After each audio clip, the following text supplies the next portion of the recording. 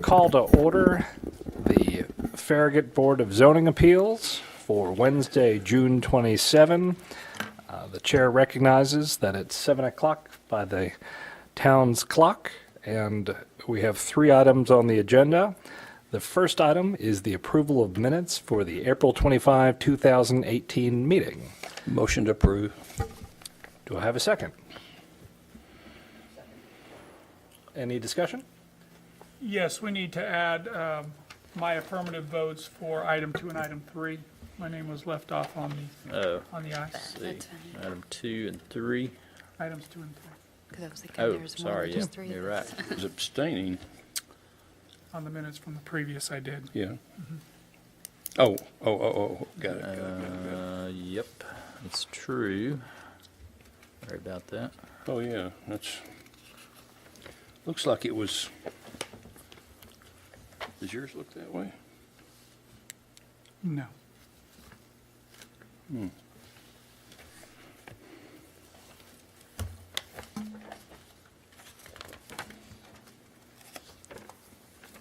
Do I have an amendment to the motion on the floor? Motion to amend. Do I have a second? Second. All right. And any further discussion? All in favor, please say aye. Aye. Motion carries. Second item on the agenda is a public hearing on a request for a variance to permit a changeable copy sign face for a ground-mounted sign associated with the tire discounters proposed at 709 North Campbell Station Road, 1 acre, Zone C2. Wesley Prater, Sign Services, Inc., applicant. Is the applicant here? All right. And are you ready to proceed? Yes, sir. Oh, very good. All right. Then we'll go ahead and hear what the town has to say about that. This actually submitted the sign itself to the VRB, the Visual Resources Review Board, back in May. And of course, the VRB denied the sign since changeable copy is not permitted in the sign ordinance for this type of business. And now they're appealing the denial to you all and requesting a variance to allow changeable copy on the ground-mounted sign that they're proposing for the tire discounters. You may or may not remember, but Walgreens has tried to change this provision of our sign ordinance a couple of times, and they've failed both times.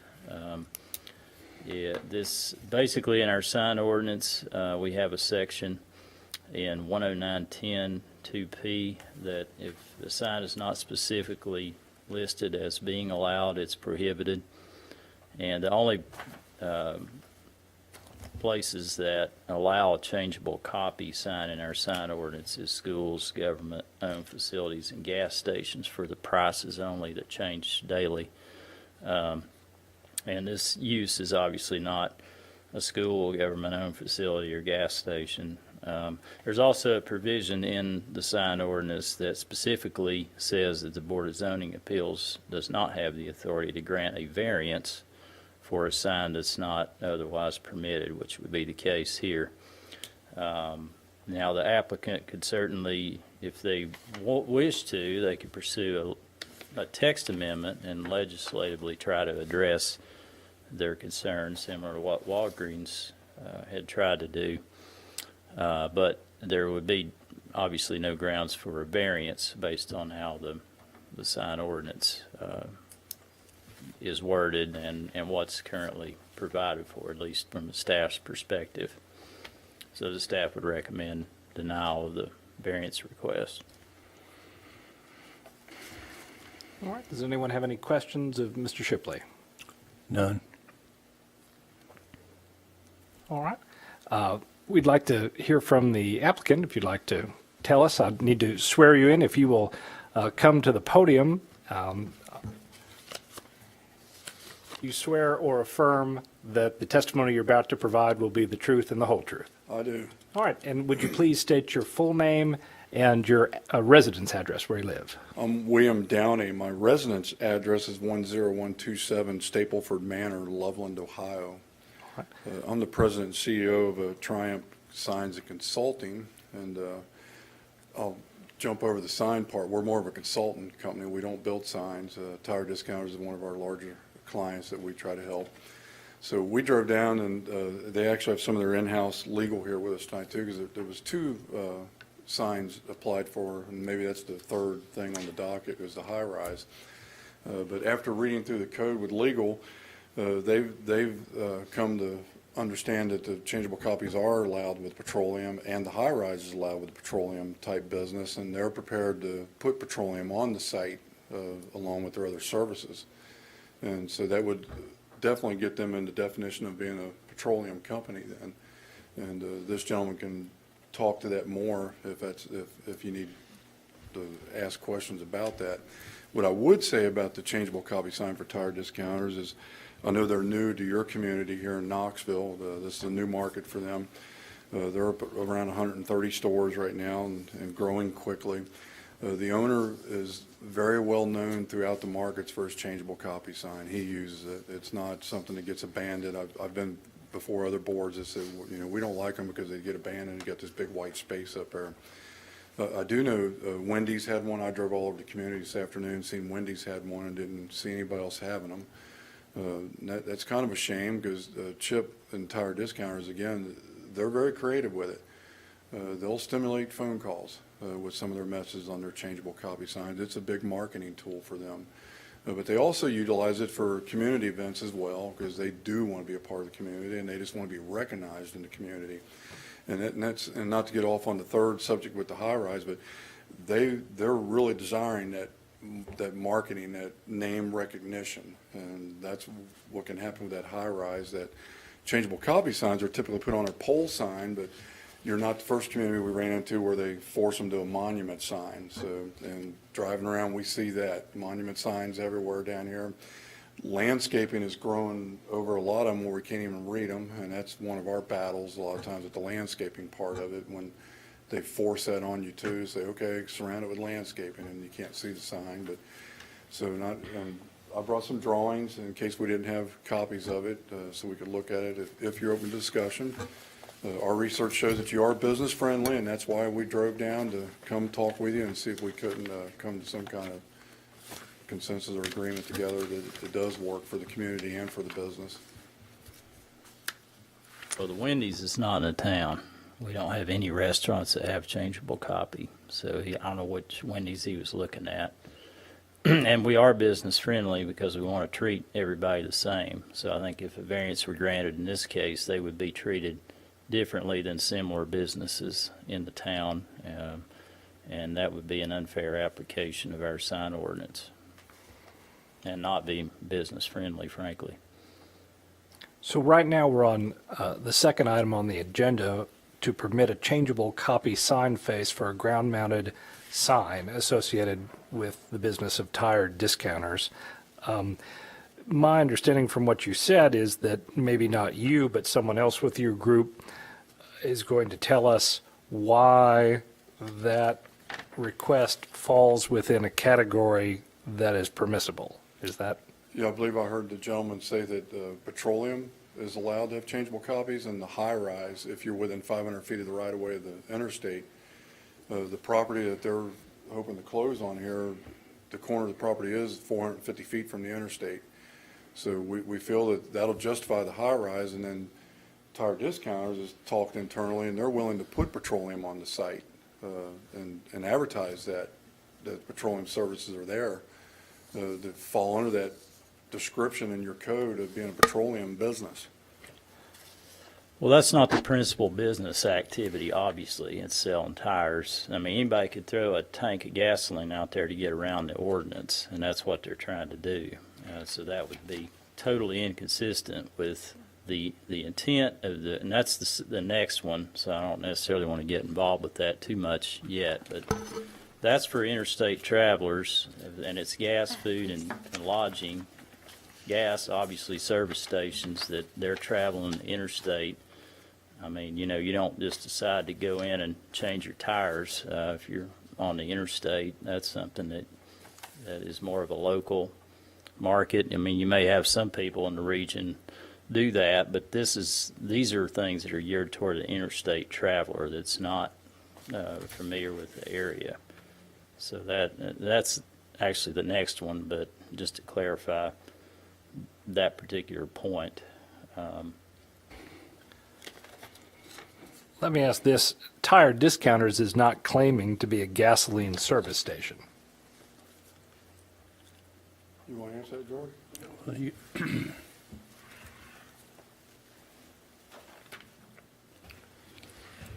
Do I need to be sworn Yes. in or? Yes, please.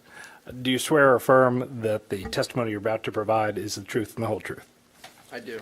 All right. Would you please state your name and your residence address? For the record, Joran Zola, 1795 Sycamore Street, Cincinnati, Ohio, 45202. All right. And the question I had posed was, is Tire Discounters claiming to be a gasoline service station? We're not claiming to be a gasoline service station. However, petroleum sales is an ancillary service to our regular course of business. We have always and will at this location be offering customers the ability to purchase fuel out of a 200-gallon drum. Frequently customers will stop and fill up their extra canister of gasoline at our locations, whether that be for a lawnmower or for the vehicle that they're driving, and that's an ancillary service that we provide. It's not the primary service, but Would the sign that you're proposing be used solely to post gasoline prices? not solely.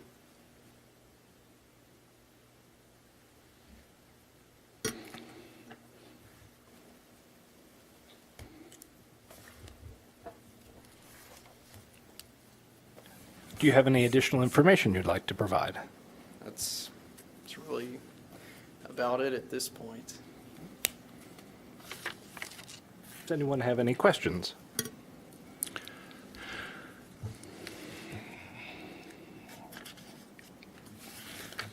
Mark, I have a question. Have you seen any gas stations in Farragut that use the changeable signs for purposes other than posting prices of gas? No, Okay. I haven't seen any, no. I haven't either.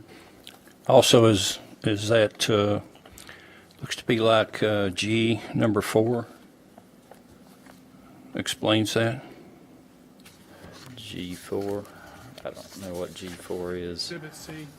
Yeah, I'm sorry, Exhibit C. Exhibit C.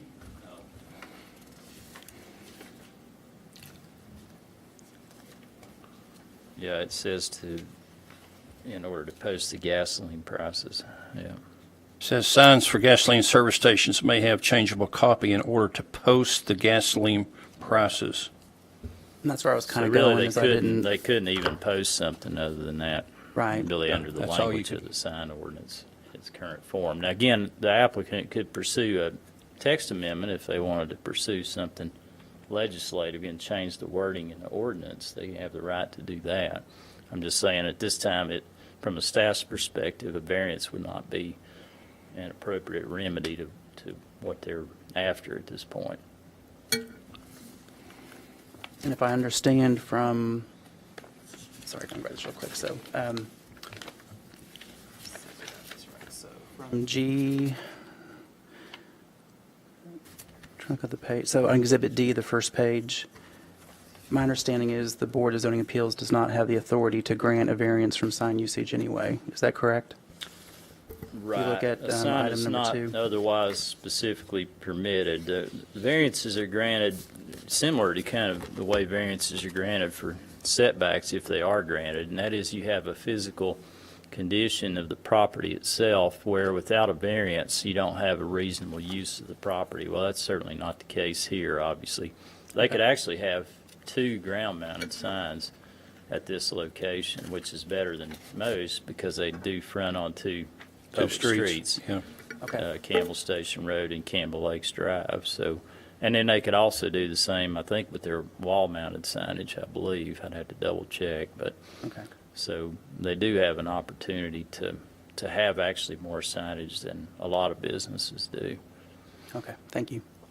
Just to touch on that, I mean, we would be willing to forfeit one of the two of our monument signs in exchange for the ability to have one with the changeable copy on it.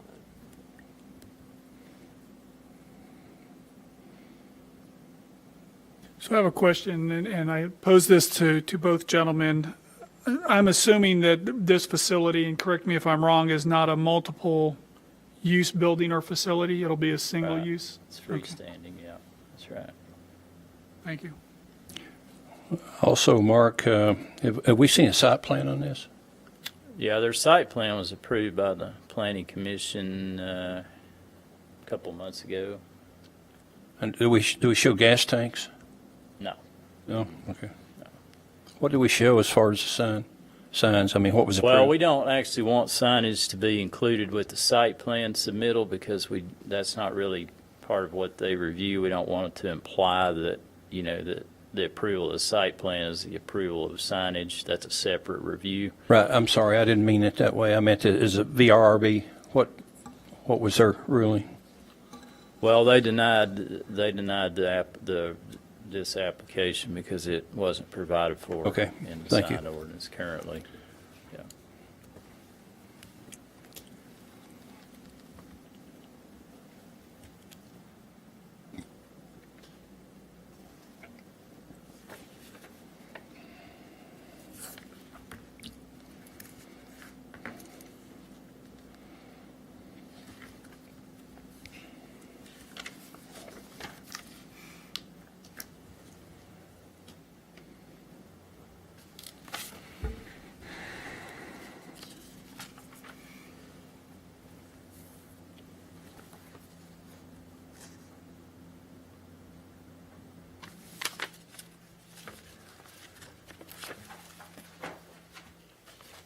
Curiosity's killing me, so I have to ask while I'm here before you close it. Is there a particular reason you don't like changeable copy signs? I don't know. That's up to ultimately the Board of Mayor and Alderman. I know we've had a couple of requests in the past that were denied because I guess sometimes you see these things not being properly maintained or letters fall off and it just looks kind of unprofessional. I'm not saying you all would do that. I'm just saying that's probably it gives all the changeable copy. Maybe that's kind of my read on it. It's been a few years since that text amendment request came through from Walgreens, I believe it was. But that was some of the discussion that I recall on that.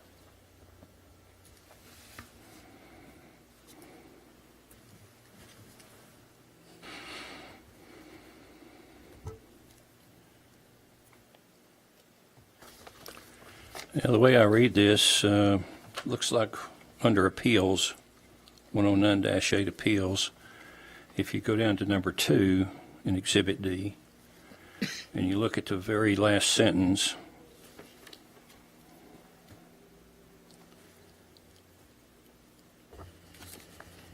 I don't think we're depriving the applicant of a permitted sign.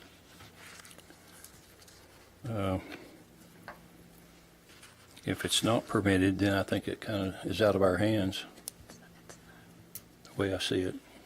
Yeah, and you're reading from Exhibit D, Section 109-8A, subsection 2. 2, yes. And basically, if you start at the second sentence, it says, variances shall not be granted to allow a larger sign or a sign which is otherwise not permitted in this chapter. Variances shall be granted only whereby special physical characteristics of the lot, parcel, or tract exist that the strict application of the provisions of this chapter would deprive the applicant of an otherwise permitted sign. Permitted being the main word. Sure. And so what we've heard so far was that this particular lot would actually provide the applicant with more signage opportunities than most lots in the town. Yeah. Two, because it fronts In two terms of monument signs. yeah. streets.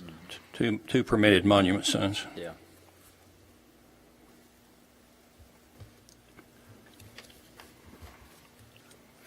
It seems to me, from what I've read, I'm not sure we have the authority to deny or grant a variance on the sign.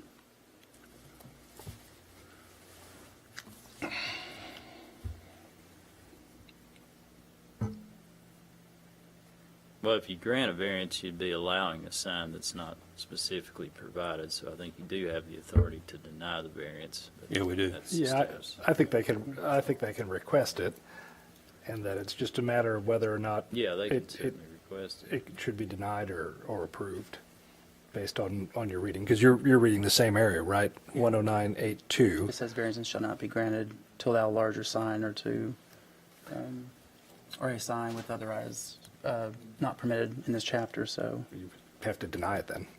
So I'd like to make a motion, based on the fact that the tires discount primary business is not gasoline, and the fact that in Exhibit D, page 1, 109-8, Section A, subsection 2, we are not allowed to grant a variance based on a sign usage. I move that we deny the request for variance.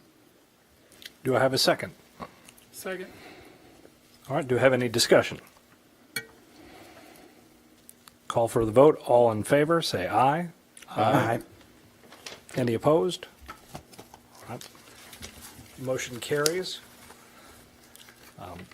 The third item on the agenda is a public hearing on a request for a variance to permit an interstate interchange pole sign for the tire discounters proposed at 709 North Campbell Station Road, 1 acre, Zone C2, Wesley Prater Sign Services, Inc., applicant, same folks as last time.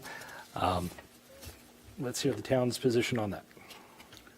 This was also presented to the VRB, and they denied the request, and they're appealing it. As I mentioned kind of a little bit in the previous item, the interstate interchange pole signs are allowed, but they have to be for business establishments that cater to interstate travelers, because what the intent was is to have somebody that's not familiar with the area, that's regional, that, if you're close to the interstate, that you would see this, and it's a type of use that would be targeted toward an interstate traveler, gas, food, and lodging, not regular retail. Costco, for example, couldn't put one out there either because they wouldn't qualify. This is a tire retail business, certainly primarily, and that would not qualify under the language of the sign ordinance for this type of sign.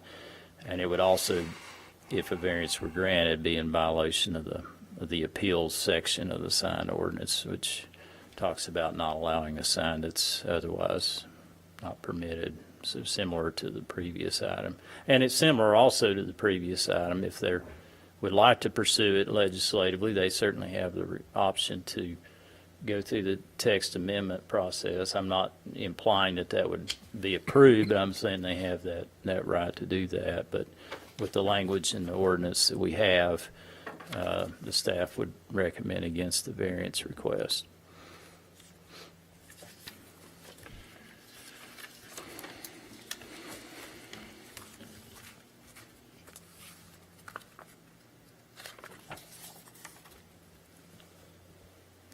Does anyone have any questions of Mr. Shipley?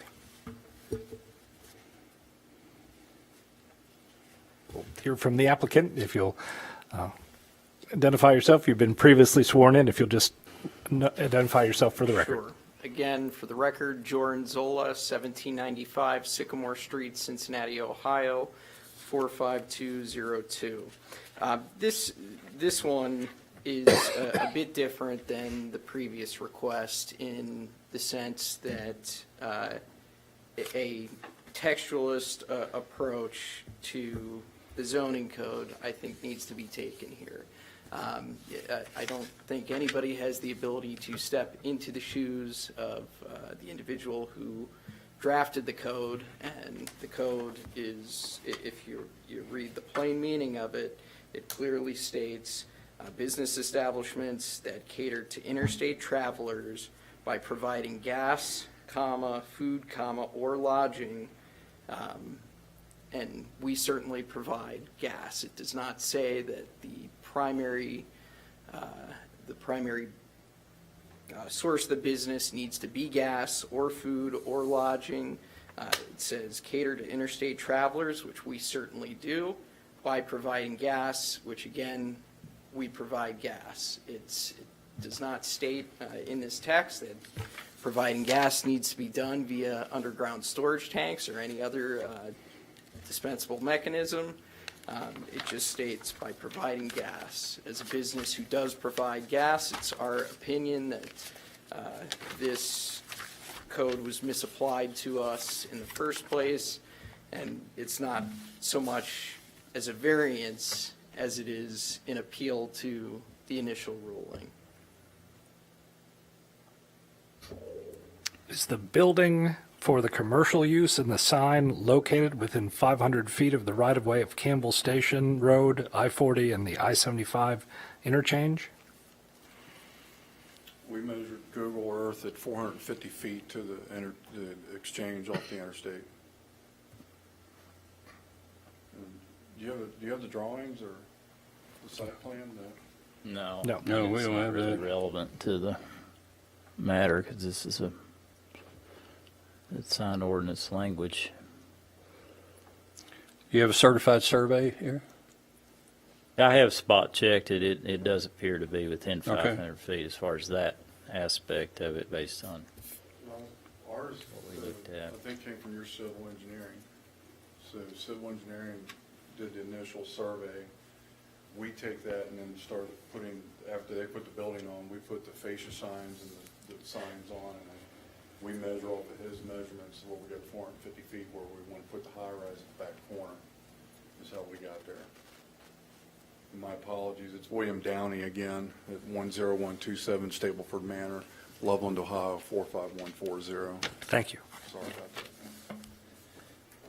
I would just add, I mean, similarly to a business having to pursue a text amendment, if precluding businesses who do provide these services, if it was the intent of the drafter or the code to preclude businesses whose did not provide these services as the primary service, then the code should be amended to clarify such. But without that clarification, based on a plain language reading of this text, we would certainly qualify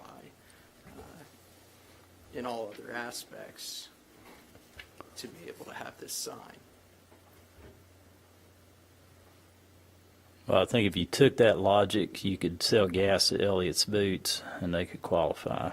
I mean, you have to use some common sense sometimes, and it's very clear that these signs are intended for somebody traveling on the interstate that's not local.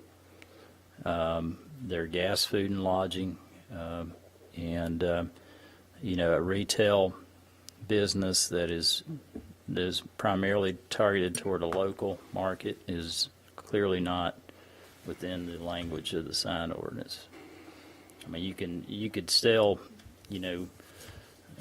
certain products to try to get around the ordinance if you wanted to, but that's not. I mean, again, you have to use some common sense here, and you clearly understand what the clear intent of this language is.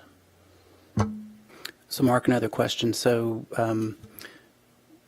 when this went up through the Planning Commission, there was no mention of gasoline being sold on the site. Mm-hmm. So can you all share with me what was the catalyst for you to decide to sell gasoline from the time the plan for the site was presented to now? This wasn't, there was no catalyst. I mean, this is a ancillary service that we provide our customers. Very oftentimes, customers come in, they need oil changes, they need windshield wiper fluids. This is another fluid that our customers very oftentimes need, and it's something that we offer as a service for that very purpose. It's, again, we don't, it's not the primary business that we're in, therefore we don't service those customers out of underground storage tanks. We will and have serviced them if they're in need, out of a 200-gallon drum, which there really hasn't been a catalyst. It's a service that we provide. So on the site plan, would there have been some kind of designated area for gasoline typically when these? Yeah, I mean, if you're going to use it on your site, it should be part of your site plan. So it's not part of the site plan at this point? Not anything that I reviewed that I saw. So was there a reason why you all decided not to put the gasoline That's on the site plan? That's never been something that we've had to do. We keep it stored inside.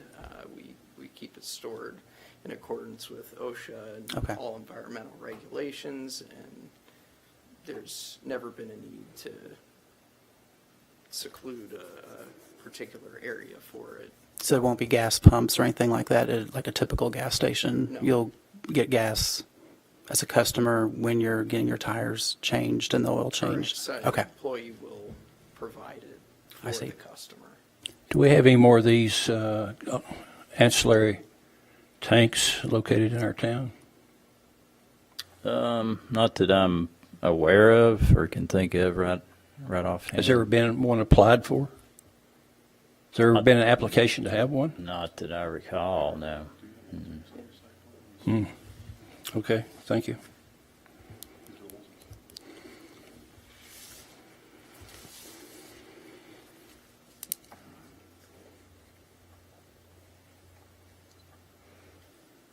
I mean, we have oil tanks and oil water separators that are on our site plan, and with the oil tanks, I mean, it's the same thing. We've never had to have a designated area outside see. of the building for Okay. that.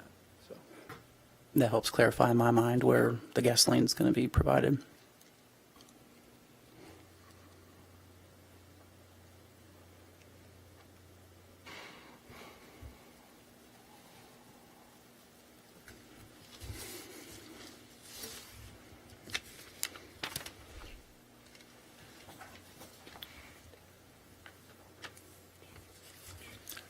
Was this sign in the part of the site plan?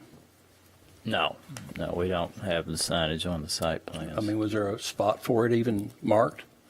Not that I recall. Oh, what about with the Visual Resources Board? Probably I didn't staff that meeting, but I probably was a location. I mean, we looked at the general site to see if it physically met the 500 feet, obviously before we took it to the VRB. We knew it wasn't allowed, at least from our opinion, per the sign ordinance, but we did go ahead and check that. I guess my concern is, again, I'm somewhat in agreement that it says what it says and it means what it means, and if it has a plain and ordinary meaning, then that's what we should use. When we're talking about something catering to interstate travelers, you cater to interstate travelers by providing gas if you're a gas station and marketing that predominant feature. And to me, having gas inside and not having that as the predominant feature doesn't tell me that that's what you're using to cater to it. Likewise, I think you could have a vending machine inside your building, and I think you could just as easily argue that you're providing food, and you could have a coffee machine for your customers, you could have a donut machine, you could have whatever you want, but to me, there's a difference in catering to interstate customers with the particular thing that the language in this ordinance is describing. So while it is an ancillary service, to use your term, and I think that's accurate, it is not what you're using to cater to the interstate travelers. It's just an ancillary service. It's not the primary thing to which you're catering to the public. And so in my mind, I'm trying to decide whether or not, I agree. I'm not trying to overread or anything else into the statute or the ordinance, but there is some element of catering that is using either gas, food, or lodging. I mean, someone could take a nap while they're having their tires on. We would argue that's lodging. The vending machine, I think, is a good argument for food, but I don't think that's catering to interstate travelers with food. And so I think that's where there's a distinction in my mind as to what the business establishment is catering. I think you're catering to people who need tires, from what you've told me. And I think that's different than the three things that are described in this particular ordinance. But I can be persuaded otherwise and would be interested in hearing anyone else's thought on that.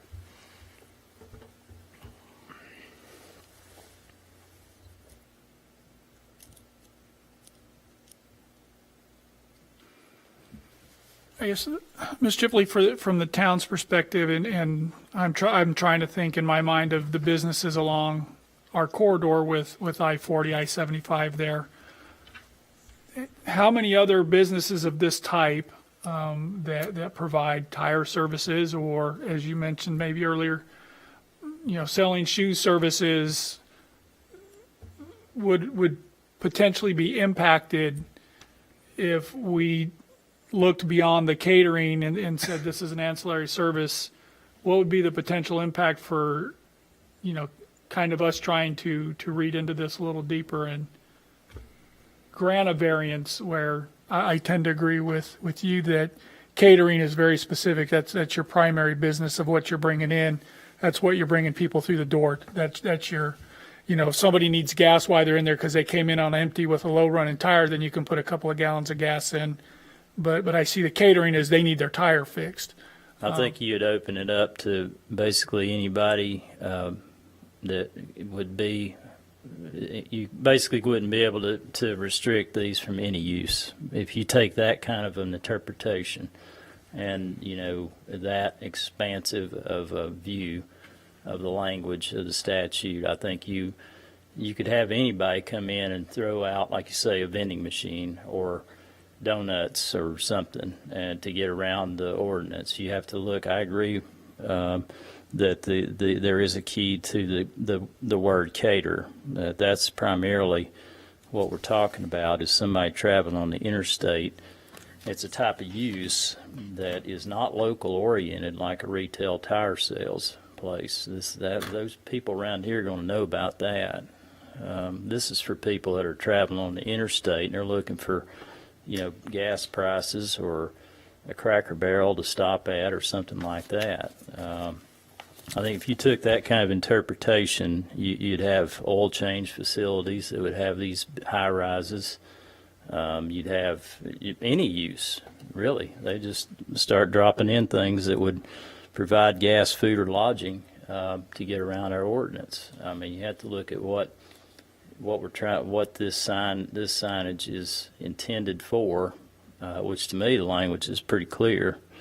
We've never had a problem with it. We've never had an abuse of this statute. It's never been an issue until this one. My question is, what would the sign say? I mean, it would, Now, what would be the lettering on the sign that would be on the end of the pole? it would likely tire Tire discounters, correct? correct. Okay, thank you.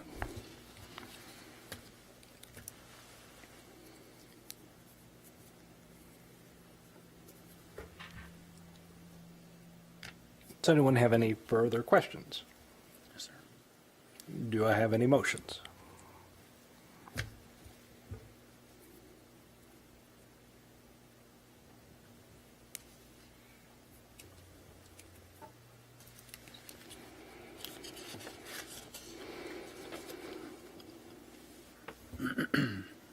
I'll make the motion.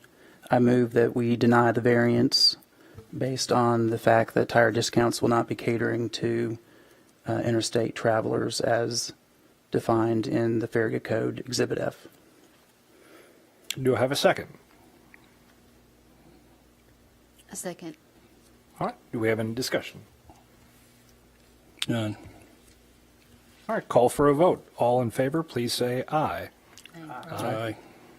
Anyone opposed? Motion carries.